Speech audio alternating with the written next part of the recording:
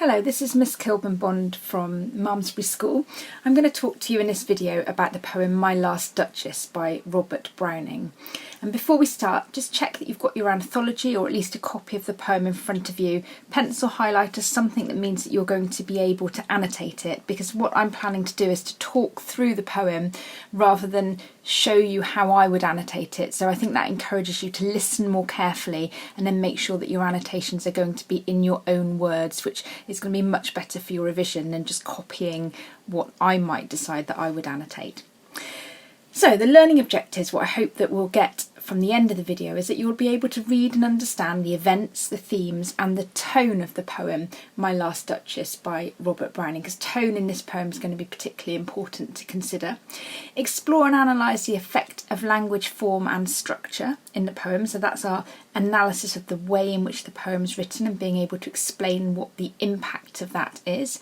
And then finally, to appreciate how the poem's context helps us to understand its meaning. So that's thinking about what we might find out about the time in which Browning was writing, the things that he might be interested in, and how that might help us understand what the poem is about. And that covers our 3 assessment objectives for GCSE Literature, AO1, 2 and 3. So we'll start off actually with a little bit of history. So you don't need to know a lot about this, but the Italian Renaissance is something that is going to help you understand the poem a little bit more.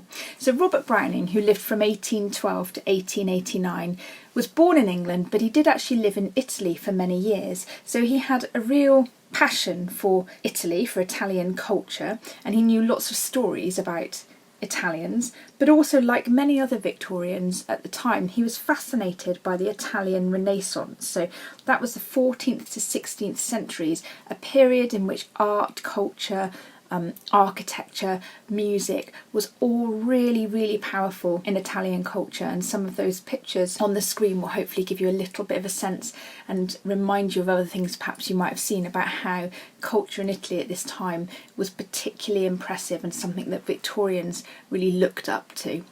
And that's influenced this poem because the poem's actually based on a real person, someone who did exist, an Italian called Duke Alfonso II, the Duke of Ferrara, which you will recognise as a word from the top of the poem.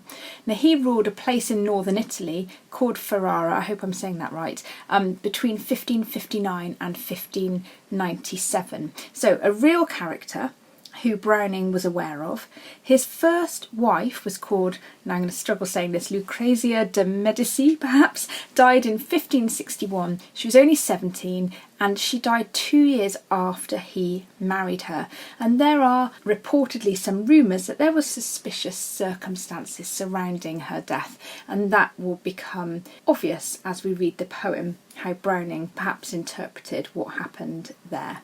So before we go on and look at the poem in any detail, you can see there's a picture of Robert Browning, the writer there. He was writing as a Victorian, so some of his language is perhaps a little bit different. Some of his vocabulary might not be that familiar to you. So just to try and help you access the poem, I've picked out some words here that I think might be a little bit difficult for some of you. So you might want to find them in the poem and just make sure you've got a little translation. So we've got countenance, meaning face, durst, dare, mantle is a cloak, bough, another word for branch, officious, meaning interfering in this context, forsooth, another word for indeed, munificence means generosity, a dowry is money that was paid to a man by his bride's family when a wedding happened, so in effect the bride was bought. Avowed means said, and Neptune was the Roman god of the sea.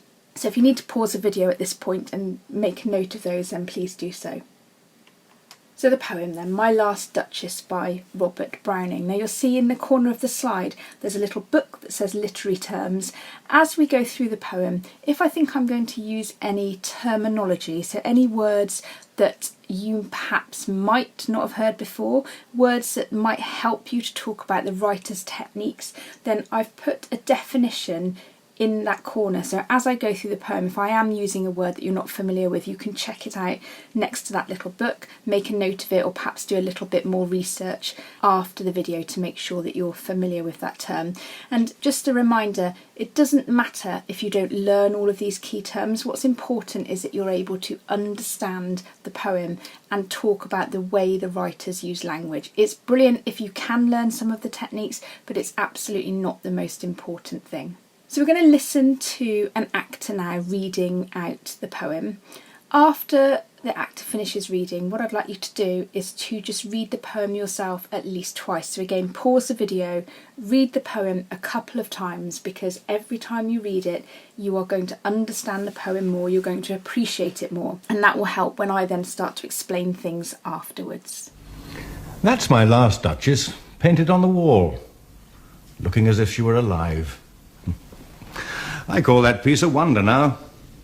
Fra Pandolf's hands worked busily a day, and there she stands. Will please you sit and look at her? I said Fra Pandolf by design, for never read strangers like you that pictured countenance, the depth and passion of its earnest glance, but to myself they turned, since none puts by the curtain I have drawn for you but I, and seemed as they would ask me, if they durst, how such a glance came there. So not the first are you to turn and ask thus. Sir, 'twas not her husband's presence only called that spot of joy into the Duchess' cheek. Perhaps Fra Pandolf chanced to say, her mantle laps over my lady's wrist too much, or paint must never hope to reproduce the faint half-flush that dies along her throat. Such stuff was courtesy, she thought, and cause enough for calling up that spot of joy. She had a heart, how shall I say, too soon made glad, too easily impressed. She liked whate'er she looked on, and her looks went everywhere. Sir, 'twas all one. My favour at her breast, the dropping of the daylight in the west, the bough of cherries some officious fool broke in the orchard for her, the white mule she rode with round the terrace, all and each would draw from her alike the approving speech, or blush at least. She thanked men good, but thanked somehow, I know not how, as if she ranked my gift of a 900 years old name with anybody's gift. Who'd stoop to blame this sort of trifling, even had you skill in speech, which I have not, to make your will quite clear to such an one, and say, just this or that in you disgusts me, here you miss, or there exceed the mark, and if she let herself be lessoned so, nor plainly set her wits to yours forsooth, and made excuse, e'en then would be some stooping. And I choose never to stoop. Oh, sir, she smiled no doubt whene'er I passed her, but who passed without much the same smile? This grew. I gave commands. Then all smiles stopped together. There she stands, as if alive. Will please you rise? We'll meet the company below then. I repeat, the Count your master's known munificence is ample warrant that no just pretence of mine for dowry will be disallowed, though his fair daughter's self, as I avowed at starting, is my object. Nay, we'll go together down, sir. Notice Neptune, though, taming a seahorse, thought a rarity, which Claus of Innsbruck cast in bronze for me. And before we move on, let's just look at that word in the bottom right-hand corner next to literary terms. Let's just consider what a dramatic monologue is. So a dramatic monologue is a poem written as if someone is speaking to an unseen listener about important events or thoughts. So what we're about to read is actually quite a famous dramatic monologue. They were very popular in Victorian times, and it gives us a psychological portrait, if you like, of what's going on inside the mind of this character, the Duke of Ferrara. And what we're going to find out is that it's a portrait of a character who's a very obsessive and cruel man, and that is going to help us understand then the tone of the poem. So, our speaker, the Duke of Ferrara. That's my last Duchess painted on the wall, looking as if she were alive. So it's like we've walked into the middle of a conversation. He's actually meant to be talking to a messenger who's come from the family of his next wife. So he's about to get married again. He's talking about his last Duchess, who was his previous wife, and he's now showing a picture, a painting of his previous wife to this messenger who's representing his new wife. So already that perhaps seems a little bit unusual. That's my last Duchess painted on the wall, looking as if she were alive. I call that piece a wonder now. Frau Pandolf's hands work busily a day, and there she stands. So we immediately get the sense that our narrator is absolutely impressed and very proud of this piece of art, and the fact that he calls the painting a piece and a wonder suggests that he's talking really about the piece of art, the artwork, more than he's actually talking about the woman that we would assume he loved, being as she was his previous wife. So already we've got a few little suggestions that there's something perhaps a little bit unusual about this relationship. Frau Pandolf is the painter, the artist who painted this picture, and the narrator's very keen to mention his name because he wants to show off, if you like, how much money he's got, how much wealth, how much status he's got, and he's been able to employ somebody who probably is seen as a made-up name, but the suggestion being it's a very well-known painter, and everything in this poem is about him finding opportunities to show off to the messenger about his status and power. So Frau Pandolf's hands worked busily a day, and there she stands. So again, everything so far is suggesting that in some ways it's the picture, the painting, that's what he's really admiring here, perhaps more than the woman herself. Now, we've talked about this being a dramatic monologue. We also just pause here to just show you that the poem all the way through is going to have rhyming couplets. So that's where the last word on the line rhymes with the next one. So we've got wall and call, hands and stands. A lot of people, when they're reading this poem, they don't really notice that it rhymes, and that's a really interesting and clever thing about the way that Browning has written. He also uses, in terms of the rhythm, he uses something called iambic pentameter, which means that every line has got 10 syllables in it, and those 10 syllables follow a pattern where the second beat is where the accent falls. Now, this is supposed to be the way that poetry can be written to reflect our natural speech.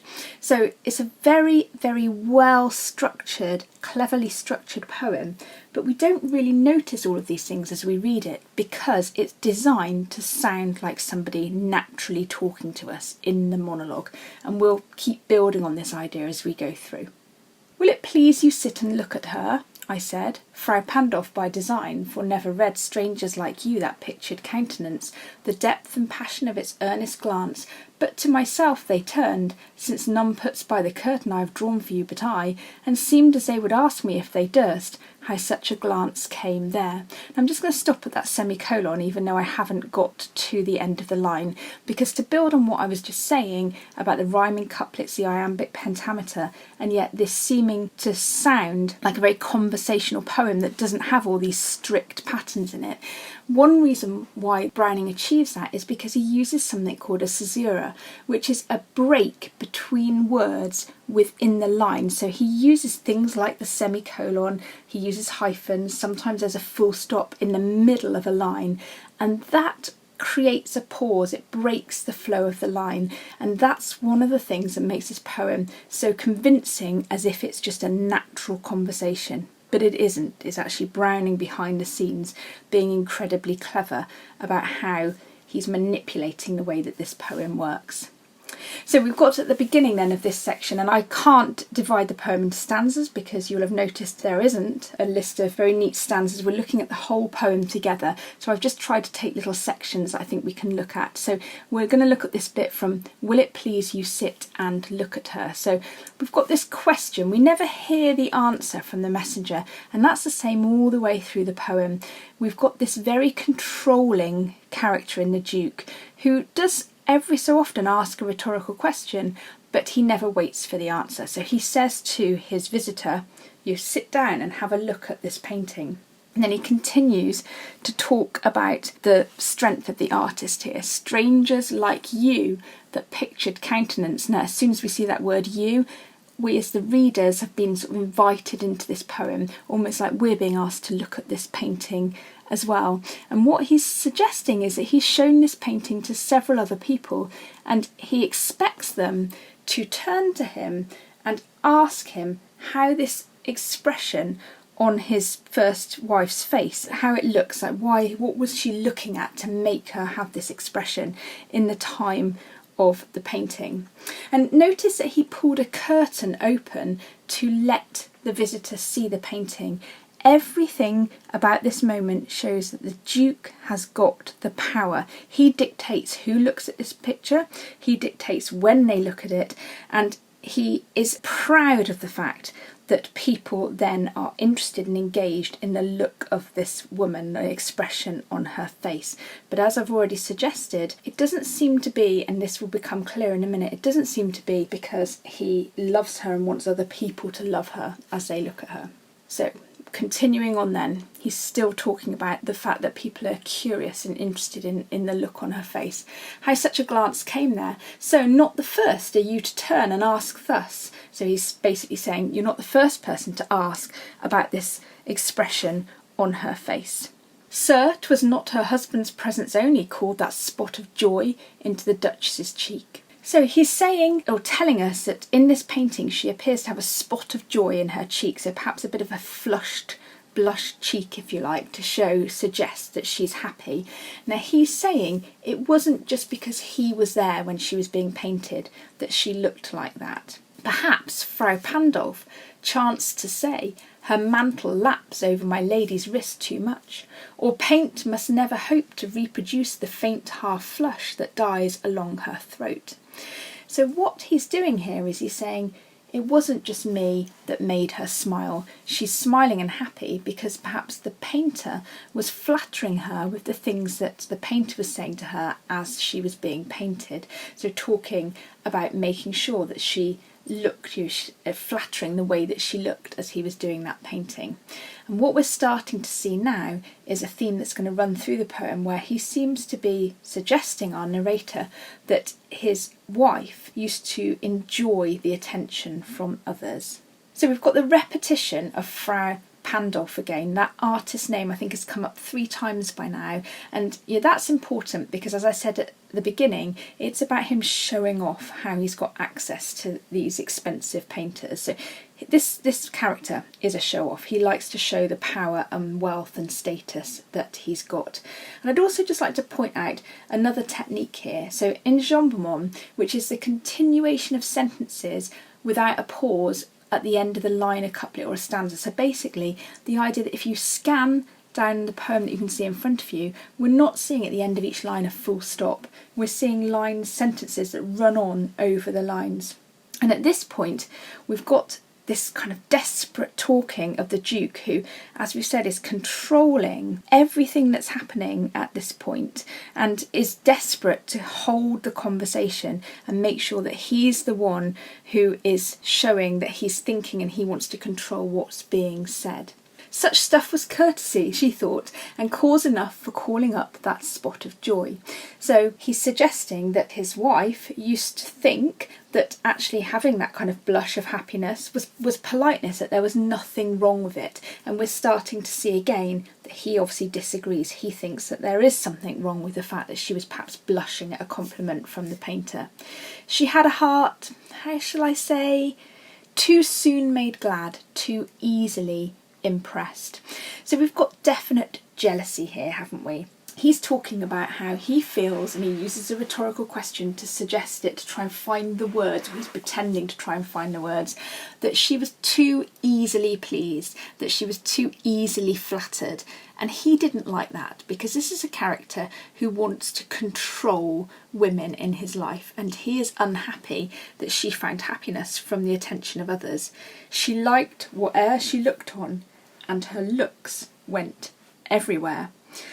Now, he seems to be almost suggesting that she was flirting with other people. There's nothing in the poem that says that she was unfaithful. It seems to be more of an innocent, that she enjoyed getting praise and compliments from others. She was interested in other people, but he, as a very possessive and obsessive character, found this really difficult, and so therefore this sense of rising anger and resentment we can now start to plot throughout the poem.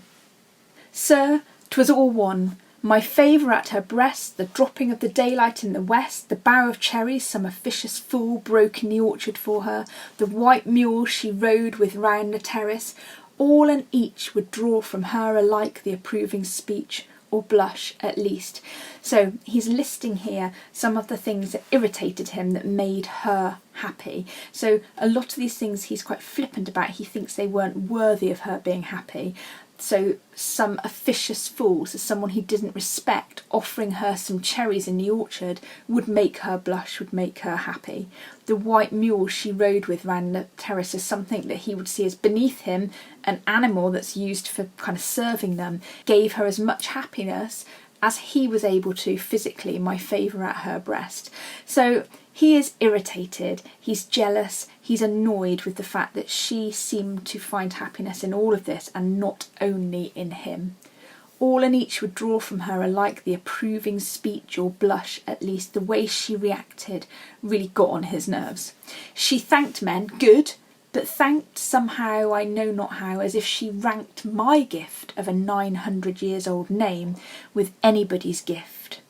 So it's not really a literary term, but let's just introduce this word narcissism here, or being narcissistic. This means someone who's got an excessive interest or admiration of themselves, thinks that they are very important, more important than others around them. Now, this is a brilliant word to describe our narrator. So what he's saying at this point is that the way that she would thank and respond to these people who gave her any attention made him feel as if she thought that they were just as important and deserving of her respect and flattery as he was, and he doesn't agree. He thinks that he's worth a lot more than that. And why he thinks that is because of his status. So he quotes that he's got a 900-year-old name. So he's talking about his position as someone who's very privileged in society and has inherited a name that's been important for hundreds of years beforehand, and he feels like that should be enough for her to respect him and love him more than all of these other things that he's listed, and he can't believe that that's not what's actually happening. So he objects that she values his social position and name as being equally important to these other trivial things. Who'd stoop to blame this sort of trifling, even if you had skill in speech, which I have not, to make your will quite clear to such an one, and say just this or that, and you discuss me, here you miss or there exceed the mark, and if she let herself be lessened so, nor plainly set her wits to yours forsooth, and made excuse. So we've got another rhetorical question here. Who'd stoop to blame this sort of trifling? I've already touched on this, the idea that he asks these questions, and we know that he does have an audience. He's got this messenger who's looking at the painting and has come to meet him to talk about his next wedding. But there's never a point where he pauses and lets that person answer. This is someone who is very cleverly and cunningly directing how this speech is going to happen, and when we get to the end we'll see there's a very clear reason as to why he's been telling this story. He's also cunning in that he says these little asides. Even if you had skill in speech, so even if you were really good at talking, which I have not, and that little aside, which I have not, as if he's sort of suggesting that he's not very good at talking, it's hard to believe that's true, and it's an example of Browning being very clever with language, because everything he's saying is actually incredibly well rehearsed and well structured to reach this conclusion. So to throw in these comments as if he isn't someone who's good with language actually suggests it is part of his act, and the reader's expected to see this, to see through it. Or the readers that Browning admired would be expected to see through that, maybe. To make your will quite clear to such a one and say, just this or that and you disgust me, here you miss or there exceed the mark. So he's basically saying, he's imagining that if he was good with words, he would have confronted her. He'd have said, what you're doing here disgusts me. You did too little in this moment, or you did too much. But what he then describes is that she was stubborn and self-confident and made excuses for the way that she behaved. So if she let herself be less than so, implying that she wouldn't let herself learn from anything that he disapproved of, nor plainly set her wits to yours, showing that she was stubborn and she had her own mind, her own opinions. And this is what he is so disappointed in, because he doesn't believe that as a woman, as someone who was powerless compared to him in society, that she had a right to express those opinions. He wanted to control her, and part of what he wanted to control was her freedom of expression, if you like, and he really resented the fact that she had the confidence and the stubbornness to stand up for herself and to say what she thought. And this is one of the things that Browning seems to be very cleverly using the poem to attack, because in Victorian society, women were similarly powerless in some ways, and Browning in his poem seems to be exposing this treatment of women and mocking the people in his society who really think that women can be controlled and made to do exactly what you want. And that's one of the ways in which you can show context to help you explain the meaning of the poem.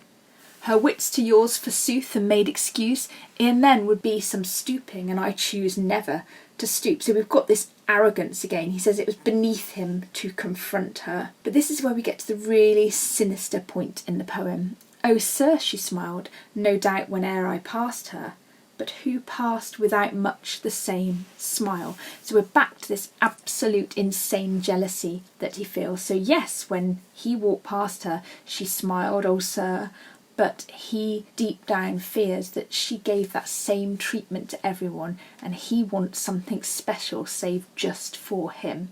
So we've got another rhetorical question, and then we've got this ambiguous line, which I'll explain in a moment. This grew, I gave commands, then all smiles stopped together. Now, most people reading the poem at this point assume that what he means is that he had her murdered. The smiles were stopped together after I gave commands.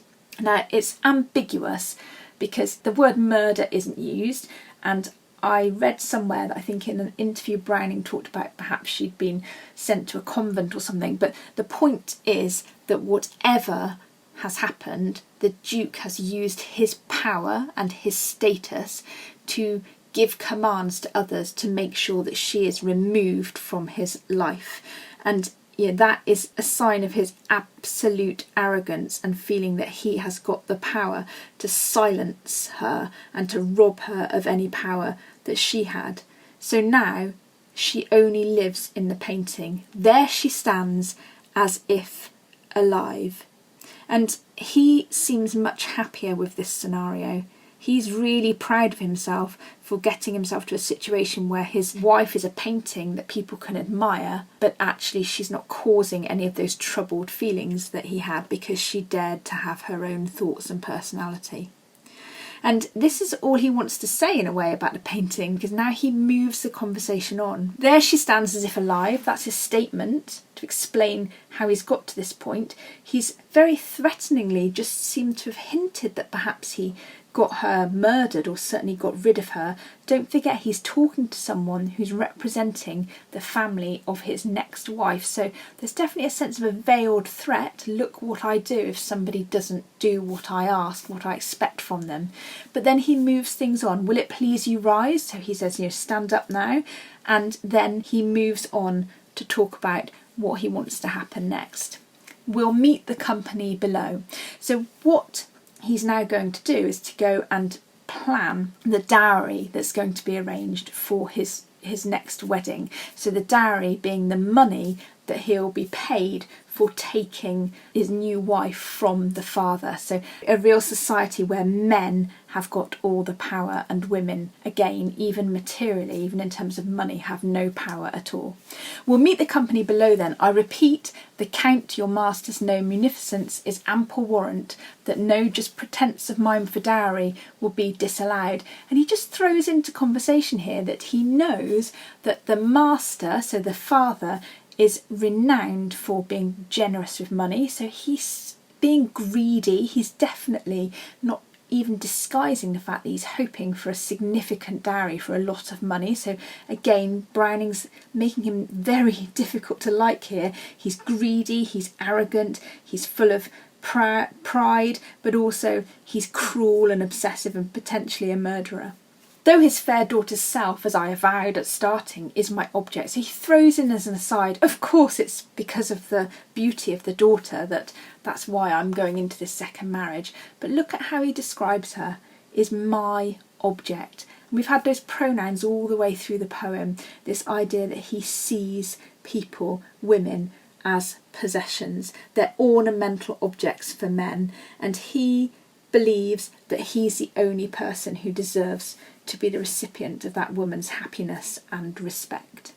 So he's coming now, he's still totally in charge of this conversation. He's like choreographing it, if you like. He's like as if it's a dance. He's now moving the messenger down the stairs, and then as they walk down the stairs away from the painting, he just points out, and Browning very cleverly ends the poem with this: notice Neptune, though, taming a seahorse, thought a rarity, which Claus of Innsbruck cast in bronze for me. Now here we've got a symbol. Neptune is the Roman god of the sea, and what he's doing in this sculpture is he's taming a seahorse. He's forcefully trying to subdue a creature, a wild creature if you like. He's asserting power and trying to make sure that he has got control over this seahorse. Now it's symbolic because the narrator seems to be thinking that perhaps he is Neptune, he's the god, he's the person with the ultimate power, and just like he tamed or attempted to tame his wife and ended up having her turned into a painting because the real version of her was too difficult, this is how he plans to deal with his next wife too. He's also showing off. It's also another chance for him to name drop again. The Claus of Innsbruck, he's showing he's got this power, he's got this money, he can get a sculpture that's very rare, cast in bronze just for him. But it's a veiled threat again. It's all about him showing that he is somebody who's got ultimate power over women. He controls them, he possesses them, and if necessary, he discards them. It's an absolute abuse of power. Now, because this poem is a dramatic monologue, it's quite interesting to see different ways in which people have acted it out actually to try and bring a little moment to life. So I'm just going to use the moment where he seems to imply, our narrator, that he has had her killed or certainly got rid of in some way, and just compare two versions of this. If you have a look online, you will find lots of examples of other people, either amateurs or professionals, acting out this little moment. But it's always worth, because of the nature of this being a very famous dramatic monologue, just having a look at different ways in which the poem has been portrayed. And you'll notice that they're not necessarily set in Renaissance Italy, but they're taking the same idea, and then these actors are trying to get across this arrogance of the speaker. E'en then would be some stooping, and I choose never to stoop. Oh, sir, she smiled, no doubt, whene'er I passed her. But who passed without much the same smile? This grew. I gave commands, and all smiles stopped together.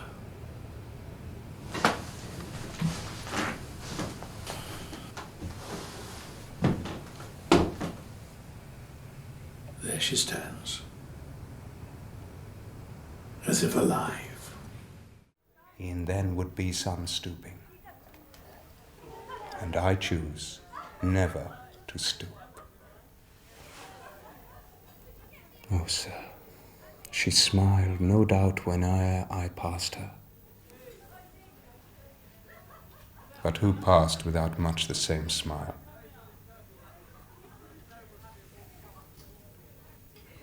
This grew. I gave commands, then all smiles stopped together.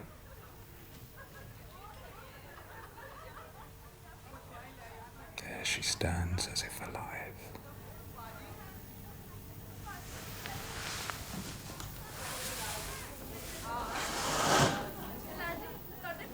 And something that can be quite a nice revision activity to do if you're looking at this poem, want to think about it in a little bit more detail, is to have a go at practicing if you could direct an actor to maybe take a little bit of the poem or the whole poem, but to act out this poem and make this character come to life how you imagine that Duke to behave. Then if you look at the grid on the screen at the moment, if you take a quote, think about how you describe the Duke's attitude at this point. What would the actor do to suggest that attitude, and then how could they use their body language? It can be a really helpful way to get you to think through the poem and how you understand each line and what that means. So yeah, if you want to, you could pause the screen here, use those headings and have a little go at a couple of key quotes in the poem. And that brings us to the part of the video where we're going to think about comparing this poem with other poems in the collection, because that's one of the things you're going to have to do in your exam, as you know. Now, you could probably find comparisons with every poem in the anthology because the whole point is they're linked by ideas about power and conflict. I've just picked out a few that I find particularly interesting. So if we start with Ozymandias by Shelley, I think this is a really powerful comparison between these two poems. We've got two poets mocking the arrogance of humans and their quest for power. Or if we take London by Blake, in both poems the narrators expose an inequality in the treatment of those who are less powerful, and that's quite interesting to look at. In Storm on the Island by Heaney, we've got two dramatic monologues. We've got in both elements of humans wanting to be powerful, but the thing about Heaney's poem is he explores humility. He explores the idea that humans accept that certain things are more powerful than, whereas in My Last Duchess we certainly don't see that in our character of the narrator. In Remains, we've got another dramatic monologue, but of course Armitage is very sympathetic in how he explores the mind of our narrator, the impact of conflict on his broken mind, whereas Browning is exposing the mind of an arrogant narcissist who he doesn't want us to feel sympathy for.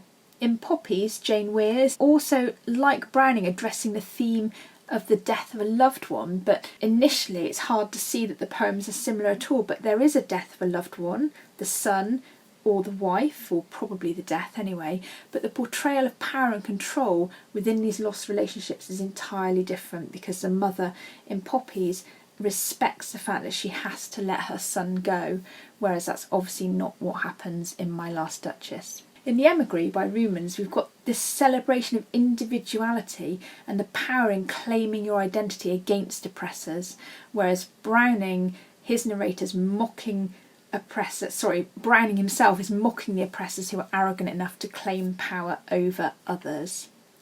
And then finally, I just thought I'd mention Checking Out the History by John Agard, because in these two poems compared with My Last Duchess, we've got both poets using mockery, and then mocking those in power and then consequently exposing an injustice about how power is abused. So that's really interesting, especially because of the time difference between when the poems were written. So before we end, just to remind you of the learning objectives, hopefully at this point you've got a better understanding of the events, the themes, the tone of the poem. So this idea of mockery, this idea that it's a critique of the objectification of women, the way that people abuse power. We've looked at how in the poem language, form and structure is used to create meaning, and you might have noticed it's not a poem that's full of imagery. We haven't talked about metaphors and similes and alliteration and personification like you might be looking at in lots of the other poems, and that's quite clever too. In fact, Browning's given a voice to this narrator who isn't intelligent or sensitive and uses that sort of imagery. Instead, his language is controlling and materialistic and all about possession. So that in itself is really important to comment on. And then appreciating the poem's context can help us understand its meaning. So we've looked at why the poem is based on a story from Renaissance Italy, but we've also touched on how life was in Victorian society and why Browning might have wanted to criticise the way that women were treated, but also a criticism of people who had inherited wealth and felt that they could use that to control others, whether that be women or anybody in society who they felt had less power than them.